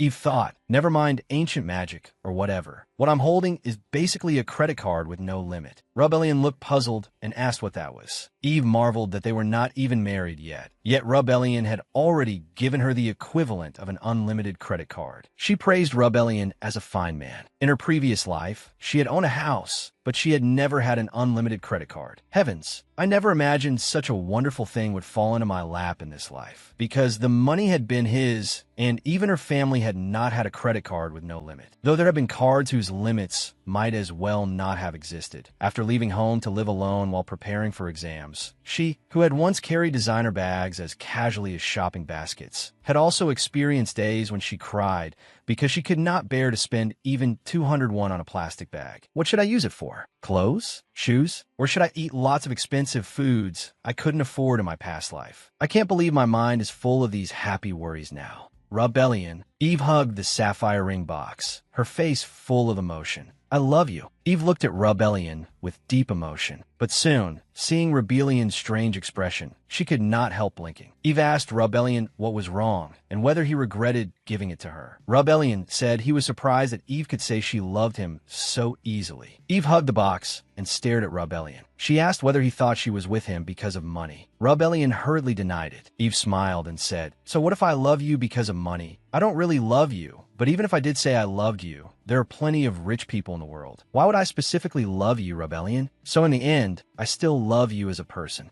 After all, friends also casually said they loved each other. It was just a way to express excitement. Eve smugly thought her logic was excellent. Rebellion looked extremely awkward after hearing it, but soon his expression turned cold again. He told Eve not to think useless thoughts and not to sell the ring. Eve pouted in dissatisfaction. Rebellion told her to think about her past behavior and asked whether he had any reason not to worry. Fine, I get it. You've suffered a lot because of an untrustworthy fiancé like me. If I say thank you, it sounds fake, and if I say you're welcome, that's strange too. Honestly, if you distrust me this much, how am I supposed to marry you? Eve was grumbling when Rebellion suddenly smiled. He told her to sleep early, adding that the wedding was tomorrow and she should not be too nervous. Eve said she was not nervous at all. Rebellion nodded. Eve watched Rebellion's back as he left, the corners of her mouth rising. She thought, if he were a good person, I would definitely be completely bewitched by him. The next morning, at the Clota mansion, which was busy with wedding preparations, her mother secretly wiped away tears. Her mother sighed, "Oh my, I can't believe our Eve is getting married. I never thought this day would come." She also reminded Eve that after marriage, she could not come home often. She told her not to feel inferior as a commoner and to live well in the ducal household. Eve thought that she was confident she could live well, but she was not sure whether the people of the ducal family could endure her. After all, after marrying Rebellion, the ones who needed to get along with her were not herself, but them. Her father walked in. He praised Eve as his pride and told her not to be too nervous in the ducal family. He said the Duke could not do anything to her, and if the Duke dared to disregard her, she should tell him. Eve felt somewhat conflicted.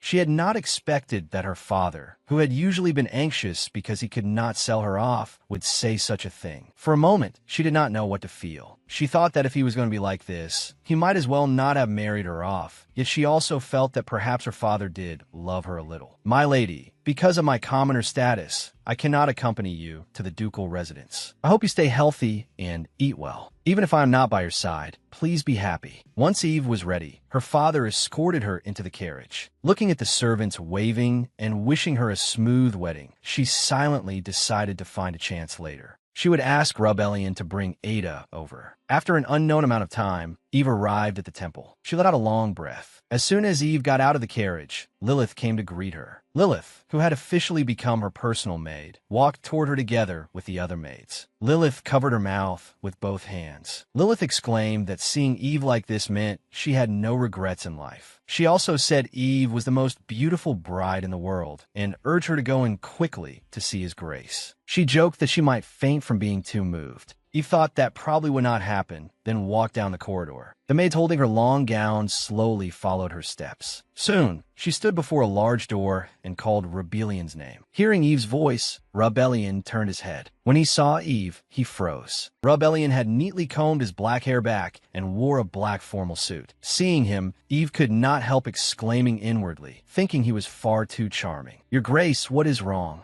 Did you eat something bad today?" Rebellion said it was nothing. Eve asked Rebellion whether she looked pretty and whether she was so dazzling that she blinded him. Rebellion said she was beautiful. He was a little surprised. She felt that Rebellion admitting it so directly left her with nothing to say. She said Rebellion should have teased her, for example, by asking whether she had washed her face or her hair. Eve widened her eyes, not understanding why Rebellion was suddenly acting this way, and shook her head helplessly in her heart. At that moment, Rebellion stepped forward, gently took her hand, and kissed it. "Let us go in." Eve was so startled by the sudden gesture that she could not speak. What is this? You're kissing the back of my hand." Rebellion held the hand of the confused and stiff Eve. Then the door opened. Together with Rebellion, she entered the wedding venue. And so the original plot began to unfold. That night, Eve, burdened with the great responsibility of the wedding night, got completely drunk and muttered, "Rebellion, take it off. This is driving me insane. Have you sobered up?" Eve mumbled indistinctly, asking about the guests. Rebellion told her the guests had already been sent off and the wedding was nearly over. Eve dazedly murmured, "Then this is..." Rebellion replied, "This is the bedroom we will be using from now on. You seem to have a low tolerance for alcohol. You lost control after only a few glasses, so I had you rest in the room." Eve said, "My tolerance is low? Impossible.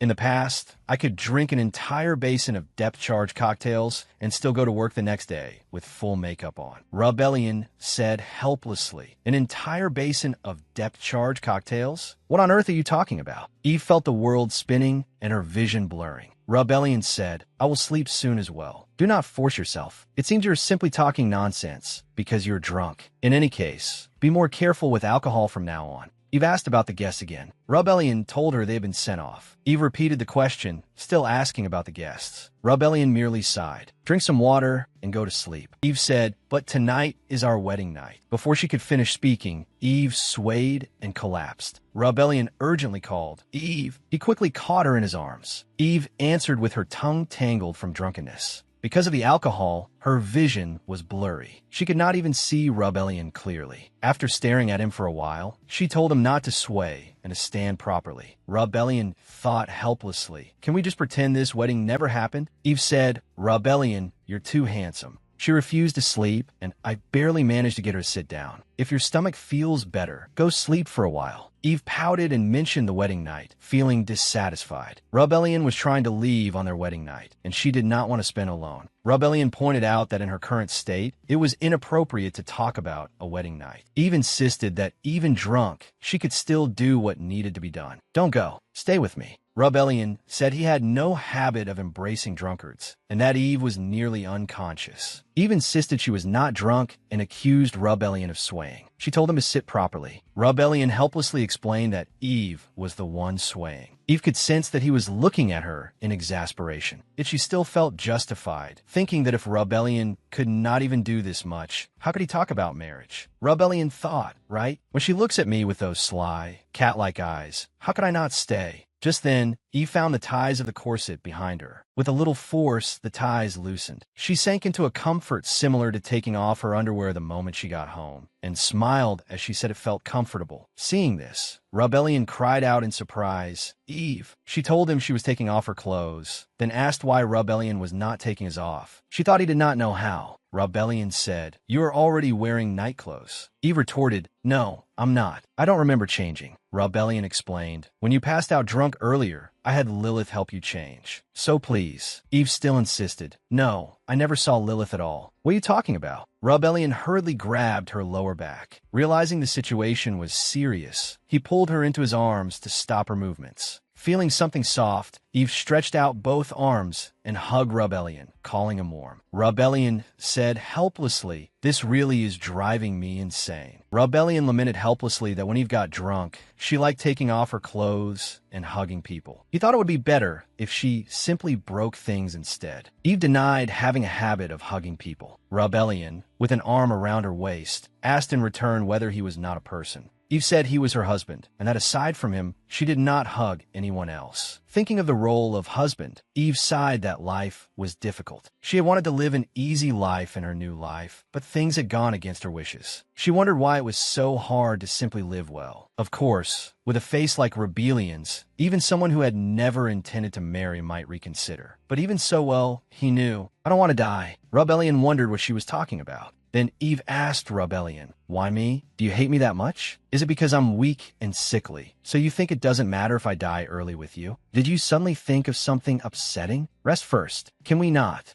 Rebellion froze. Not what? Eve said, revenge. Do whatever you want about revenge. If you want revenge, I understand. But have you ever thought that I might get dragged into it too? Eve herself did not know what she was saying. She was simply pouring out all the emotions and words that had built up inside her. Though she could not see Rebellion's expression clearly, judging by the fact that he had not let go of the hand around her waist, he did not seem angry. So, borrowing courage from alcohol, she asked what would happen if he failed. Rebellion told the drunk Eve to wash up and sleep. Eve pressed him again, asking what would happen if she died because he failed. Rebellion said firmly that she would not die. If anyone had to die, it would be him. Eve said, I won't die. Why won't I die? As your wife, why wouldn't I die? She thought of Evelyn's fate. She believed that although Rebellion had once been a good husband, he had never truly loved Evelyn. She questioned Rebellion about how she was supposed to live if he died. If you die, how am I supposed to survive? Have you never thought that I might be implicated and killed too? Even if I survive alone, do you think that would have any meaning? As the family member of a traitor, my title and property would be stripped away. I would be left wandering the streets. I don't know how to do anything. How can you leave me behind so calmly? Is our marriage nothing more than a transaction to you? Does it not matter at all? Eve imagined the miserable end of a traitor's family and thought that perhaps death might be the easier release. She asked Rebellion how he could bear to abandon someone like her, who could do nothing. Rebellion pointed out that Eve was misunderstanding something. He had not died yet. Eve said, "Who said I was talking about you? I'm talking about Rebellion. That bastard Rebellion. The Rebellion in the original story. This Rebellion had not died yet. Eve then told Rebellion not to do that. Though it was selfish, she still told him not to. She knew well that Rebellion carried a past and suffering of his own, yet she still could not help blaming him. She also knew Rebellion might not listen, but she said everything in her heart anyway. At that moment, Rebellion said, "I understand." Eve answered vaguely, not quite sure what Rebellion understood. Eve's mind was filled with her own words, and her mood became strangely better. Swaying, she closed her eyes. Soon, she was swallowed again by an intense drunken haze. It was an extremely ordinary day. There was only one exception. A strange person had barged into his life. It happened before the Florence Duchy discussed a marriage alliance with the Clota family. As you know, the relationship between the imperial family and the Colica Duchy was deeply intertwined and difficult to shake. What the head of the Clota Trading Company brought that day was simply unbelievable. It was ironclad proof that the current emperor and the temple had once joined hands to eliminate the Colica Duchy. For Rebellion, who hated the Colica Duchy and single-mindedly wanted revenge against the imperial family, this evidence was incomparably precious. It was a priceless treasure. Rebellion's secret was an open secret within the empire. His mother, Cherina, had been born a commoner, but because of her beauty, which could topple a kingdom, she became Duchess Florence. One day, her beauty caught the emperor's eye. The emperor sent Duke Florence to the border, brought Cherina into the imperial palace, and violated her. The truth was shocking, but people did not care much. The nobles were extremely cruel to the commoner woman who had climbed to the position of duchess. Most people believe that after rising to the position of Duchess Florence, Cherina had seduced the emperor and gained his favor, making her a lowly woman. People said she had first climbed into the position of duchess, then seduced the emperor and become his mistress. Once she became pregnant, all of that was treated as established fact. The only one who believed in her innocence was Duke Florence, who had been exiled to the border by imperial order and returned only 3 months later. Everyone gossiped. She must have seduced His Majesty on purpose, right? I'm sure she used the same methods when she approached Duke Florence. How shameless. Poor Empress. How heartbroken she must be. In the end, Rebellion lost his mother as soon as he was born. The former Duke Florence loved his wife deeply, even though Rebellion was not his biological son. Simply because he was his wife's child, the Duke loved him and told him, "You are my son." And that was why Rebellion hated the Emperor and the Colica ducal family. The Colica family was the Emperor's most capable right and left hand, while also being a blade that could be turned against the Emperor at any moment. As the family that had produced generations of empresses, the Colica family had been extremely jealous of Rebellion's mother at the time. After all, the Empress had given birth to the Emperor's son, yet the Emperor's attention had fallen on a duchess instead. Whether that could truly be called affection was another matter.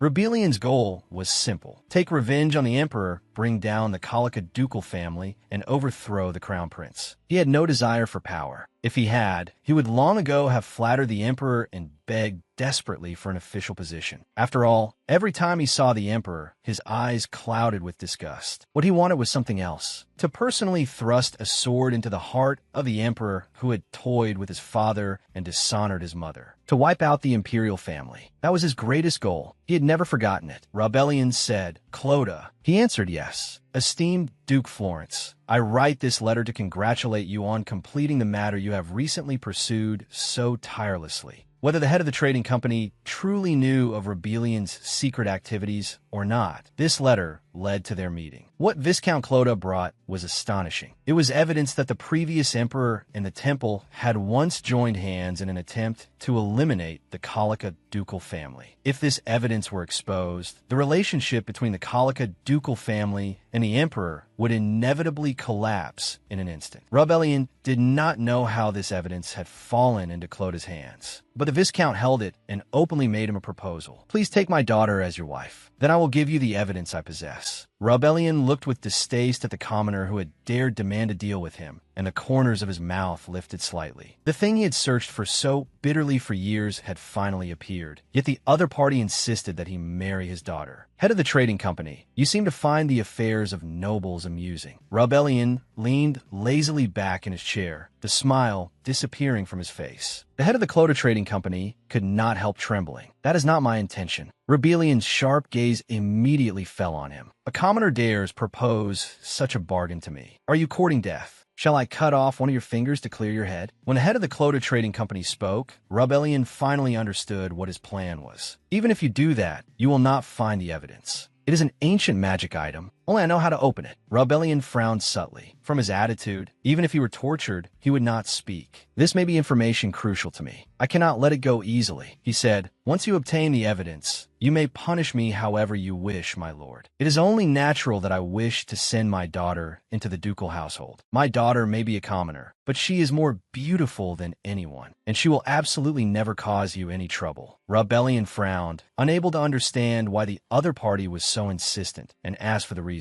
Head of the trading company, you are a merchant. Of all possible conditions, why must you marry your daughter to me? The head of the trading company said, because my daughter longs to be married. My child, who has been frail and bedridden since childhood, voiced her own wish for the first time. So I want to give her the best possible place to belong. Rebellion was puzzled. What makes you think I am the best choice? The head of the trading company said, the imperial family is too cruel. She would never survive there. But you are a kind person. Rebellion's expression turned strange, thinking that gentleness did not suit him. The head of the trading company said, there was once a girl who ran errands for me, and later she became a duchess. She was very kind. Every year, out of gratitude, she sent me gifts. Cherina's child could not truly be cruel. The corner of Rebellion's, I twitched. He was cruel to others, but he could not be hard-hearted toward his parents. His life existed for revenge and compensation. The head of the trading company had mentioned Cherina in an attempt to move him. In the end, Rebellion said he would consider it. A few days later, he continued to exchange letters and agreed. When Mrs. Jenna heard Rebellion say that he might prepare a wedding with Clota's only daughter, her face twisted. She knew about the daughter of the dissolute woman rumored about in society. Hearing that her master was to marry such a person made her very afraid. Mrs. Jenna complained that the woman lacked upbringing and common sense, and that despite being a commoner, she had even proposed to the crown prince. As she complained and trembled, she suddenly remembered something and closed her mouth. Seeing her like that, Rebellion raised an eyebrow and asked. Mrs. Jenna said there had recently been strange rumors in the capital. Someone had been asking about Rebellion's preferences. She had thought it was merely a rumor, but could it be related to that young lady? Remembering the rumors, Mrs. Jenna sighed and thought that noble gossip could not be trusted. Though the crown prince might have been moved by her beauty, most rumors of promiscuity were false. Moreover, the source of the rumors was Garin, a libertine of high society, so they were clearly wildly fabricated. There was no way Rebellion did not know that. Mrs. Jenna asked Rebellion whether he truly had to do this. Rebellion said it was a transaction. This left Mrs. Jenna helpless. Mrs. Jenna thought Lilith would be pleased. Given her habits, as long as someone was beautiful, she could serve them as mistress no matter who they were. Mrs. Jenna arranged for Lilith to become the new mistress's maid and asked when the mistress would come to the ducal residence. Rebellion fell silent, his face dark. Several weeks had passed since the transaction was settled, yet he still had not met the rumored Evelyn. Not even once. Rebellion said he had not seen her either. Mrs. Jenna was surprised and exasperated, thinking Rebellion had decided too hastily. Rebellion remained calm and said he could not be blamed. At first, they said Evelyn had the flu, which fit the rumor that she was in poor health and often bedridden. The second time, they said she was vomiting. Rebellion did not know the situation,